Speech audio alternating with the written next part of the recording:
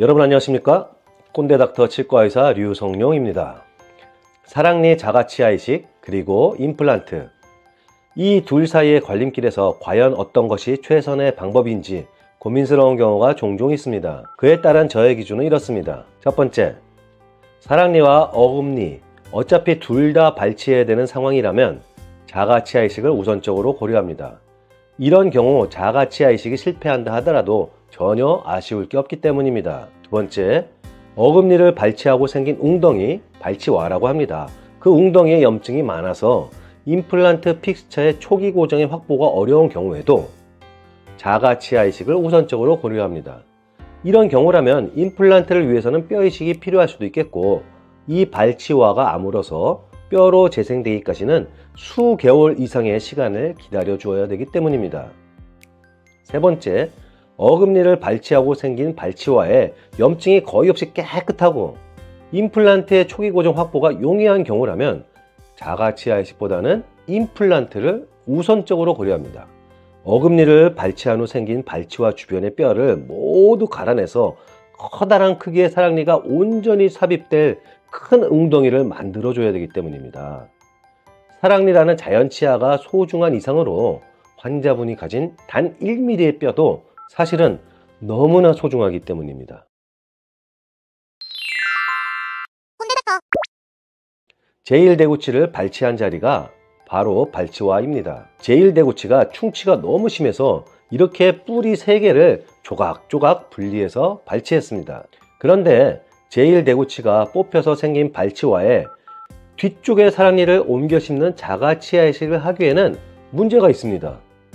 이런 경우 뿌리 부위에 큰 염증이 없으므로 제1대구치가 발치된 자리 발치와에는 뿌리 3개에 꼭 맞는 작은 발치와가 3개가 또렷이 형성되어 있음을 알 수가 있습니다.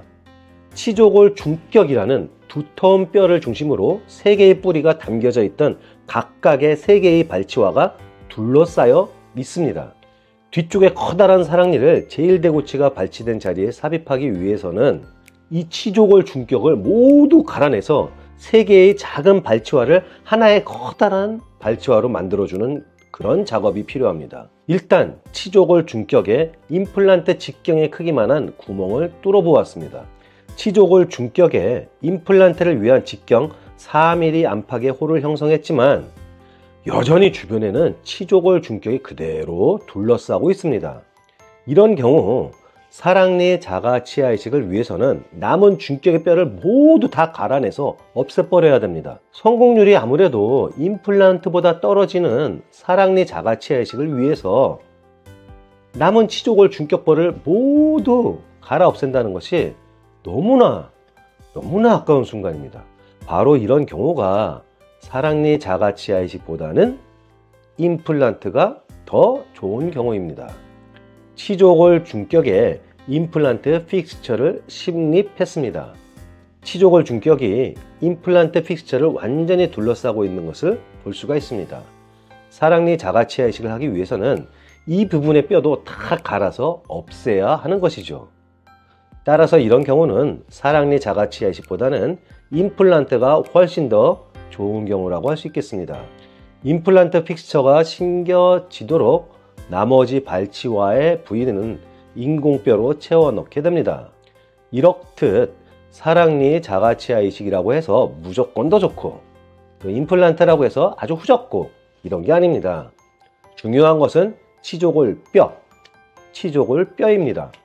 치조골 뼈의 훼손이 덜 되는 쪽으로 진행되는 것이 곧 환자를 위한 길이므로 치조골 뼈의 삭제량이 적은 쪽으로 진행하는 것이 바람직합니다.